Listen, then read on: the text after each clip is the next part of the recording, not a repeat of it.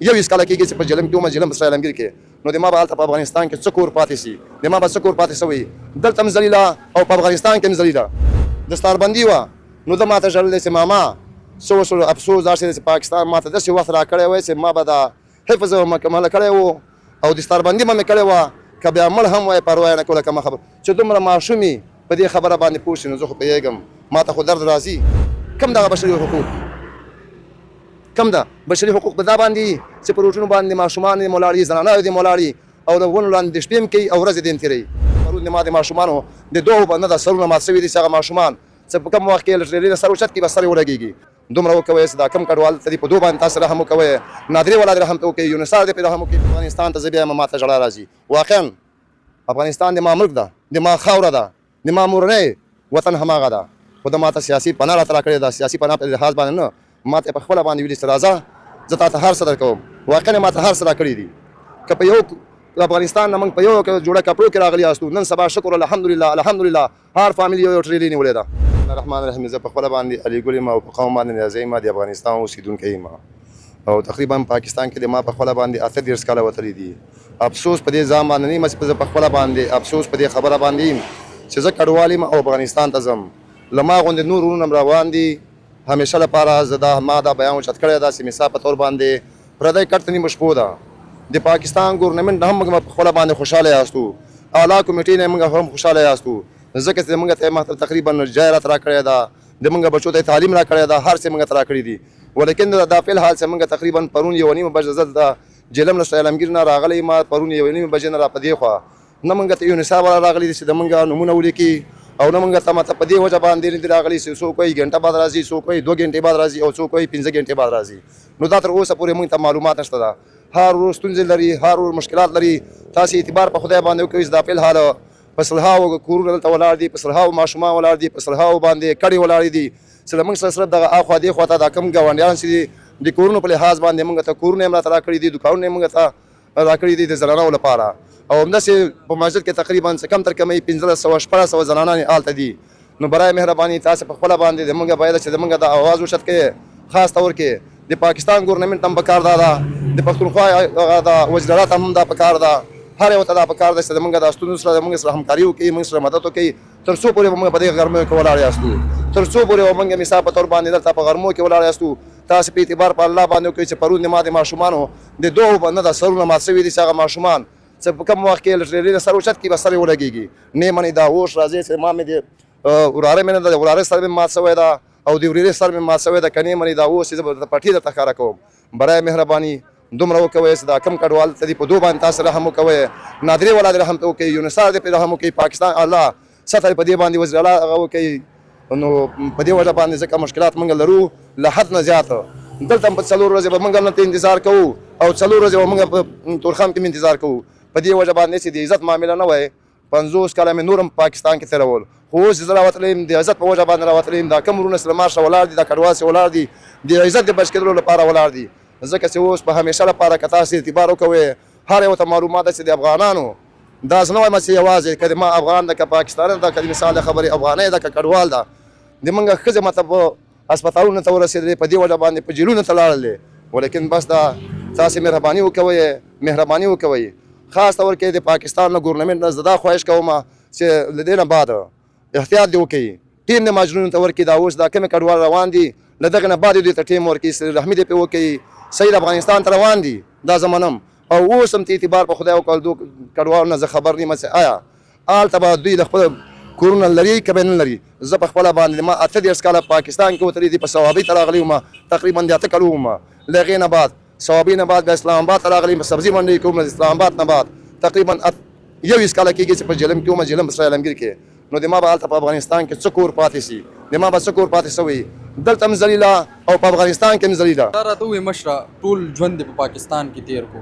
څه کار روزګار به دې کولو بیا چې هغه کار روزګار د ټول عمر یو سرمایه چې ته راټولې په یو څو ورځو کې نو څومره مشکل وي خلک یې درنه په څه بیه باندې بیا وروره که داسې زه تا ته ووایم چې دا خو د هر سړي نه ده که داسې زه ووایم چې مثال په طور باندې ما یو شی دی 1 لک روپۍ ده او له ما نه یې په 100,000 اخیستی ده نه داسې هم په هر ځای کې په ځینې ضلعو کې به څه وي خو خاص طور کې له ما سره نه دي سوي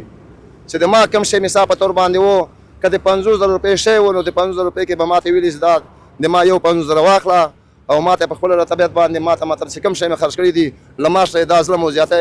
له خپلو ګاونډیانو نه ده کړی نه چې په کومه علاقه کې زه اوسېدم د بېلاني تاڼې مربوط په حساب باندې زه اوسېدلم هلته هغو هم له ما سره ظلم او زیاتی نه ده کړی خو په خپل عزت باندې په دې باندې ډارېدم چې که نن ده که سبا د ما وباسي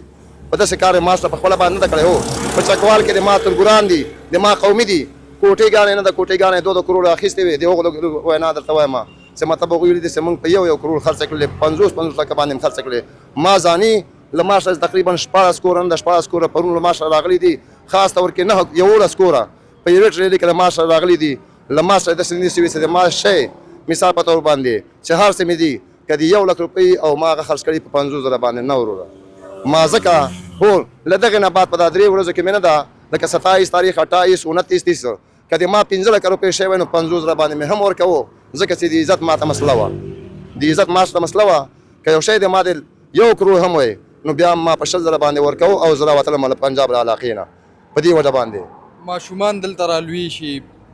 غټ شي داسې تعلیمونه وي سبقونه وي خفه یې چې بیا ځي داسې د یو ځي نه اچانک وروره خفه زه سره زیات یم 22 کاله د ما اولاد نه و دویم بیادبي کېږي دویم واده مې کړی ده د ما 11 کلن زوی ده 11 کلن هغه 7 کلونه په 4 ته تللی ده نو اوس یې بیا هم دلته به کېدی شي را سره موجود نشته ده خیره دغه مې وراره ده ردي خوسه ده قدر عمر ده ده قدر عمر ده د ما زوی زبیر هغه هم چې افغانستان ته زه بیا ما ته ژړا راځي واقعا افغانستان د ما ملک ده د ما خاوره ده د ما مورنۍ وطن هماغه ده خو د ما ته سیاسي پناه راته راکړې ده سیاسي پناه په لحاظ باندې نه ما ته په خپله باندې ویلي چې راځه زه تا ته هر څه درکوم واقعا ما ته هر څه راکړي دي که په یو افغانستان نه موږ په یو جوړه کپړو کې راغلي یاستو نن سبا شکر الحمدلله الحمدلله هر فامیل یو ټرېلي نیولې ده دستاربندي وه نو ده ما ته ژړلی چې ماما څه وشول افسوس دا چې پاکستان ما ته داسې وخت راکړی وی چې ما به دا حفظ مکمله کړی و او دستاربندي به مې کړې وه که بیا مړ هم وای پروا یې نه کوله کومه خبره چې دومره ماشومې په دې خبره باندې پوه شي نو زه خو پوهېږم ما ته خو درد راځي ما ته خو درد راځي وروره تاسو ته هم درد راځي ټولو ته راځي صرف په دې باندې خفه نه یم په دې باندې خفه یم چې د بچو تعلیمونه د موږ پاتې شول د حفظ په حساب باندې مسجدونه وران شول جوماتونه وران شول په څه وجه باندې په دې وجه باندې چې موږ ته ټیم یې ډېر کم راکړی ده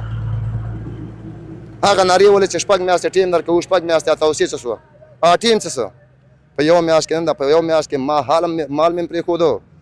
هر څه مې پرېښودل صرف د عزت په وجه باندې مې دا عزت مې راویسته او نور مې هر څه پرېښودل اوس مې هر څه پرېښي دي اوس مې فی الحال مې هر څه پرېښي دي چې د ماما زوی مې افغانستان ته تللی و پاسپورټ یې یو میاشت بعد 1400 ډالر یې ورکړي دي او اوس مې په کور کې نیولی ده کنی منې شاید د حال د ما دا ډریور ده اوس مې پرېښې ده ځه چې په کوم وخت کې حالات ښه نو دا بقایا کورونه به ته راپسې راولېږي دا راته ووایي دلته ډېرې کډې داسې دي تاسو څنګه وویلې چې بېوسه خلک پکې وس نه لري د کرایانو بیا پکې دلته چیکینګ کې دلته دا 3 شپې شي زنانه ډېرې زنانه مونږ دلته داسې وکتې په دوکانونو کې دي څنګه چې تاسو ذکر وکړو د شپو ځای نشته دی بیا هم خلکو تاسو وایي چې کورونو ځای راکړه اوس به غوښتنه څه کوئ چې یاره دغه خلک په عزت سره چې ځي خو هسې ځي خو چې په عزت لاړ شي څه به وایي اوس مې په آخر کې دغه غوښتنه درنه ټول نه غواړم چې خاص طور کې نه خاص طور کې زه دومره د مشرانو نومونه نه پېژنم سیاسي حالاتو باندې مخکې قدم نه ږدم ځکه چې کېدی شي الله دې نه کړي الله دې نه کړي چې په خپله خبره کې پاسا اوسم الله دې نه کړي نن سبا دا ونې هم خبرې کوي دیوالونه هم خبرې کوي روډ هم خبرې کوي خو زه بیا هم دا وینا کوم او بیا هم دا ویل زه غواړم چې له موږ سره د موږ دغه مشکلات او د موږ ستونزې دې حل کړي په دې رقم باندې حل کړي چې د عزت په لحاظ باندې نه د عزت په لحاظ باندې پښتونخوا ده اسې نوم نه ده اسې نوم مثال د خبرې د پنجاب به ده وو اسې نوم خبرې د سند به ده وو دا خو پښتونخوا ده که نه باید ده اوس تاسې اعتبار وکړئ مازدیګر مازدیګر په خپله باندې دلته ګاډي والا راځي ګاډي والا کډ والا ته وریجې ورکوي کډ والا ته وریجې ورکوي خو هغه وریجې به څومره ورته ورکوي مثال د خبرې خانه آباده بچیانو لوی الله دې ډېر ښه وشرو کوي ډېر زیاته موږ په دغه باندې زه ته خوشحاله یم او په دې نور ته خوشحاله نه یم ځکه چې لیټرو بندوبست نشته ده مجبور یم چې مثال په طور باندې کته پټوۍ ته یې بوځم پټوۍ ته به څو پورې زه بوځم دا ورونه کم ولیکن حالات خرابه ده سیستم خرابه ده وروره ځکه چې دوی په خپله باندې اعلان کړی چې بشري حقوق ورکول ولایم کم دغه بشري حقوق کم ده بشري حقوق په دا باندې چې په روټونو باندې ماشومان دې ولاړ وي زنانه دې ولاړ وي او د ونو لاندې د شپې هم کوي او ورځې دې هم تېروي کم یو د وروره که چېرته چا کړی نو بېشکه له ټولو نه مننه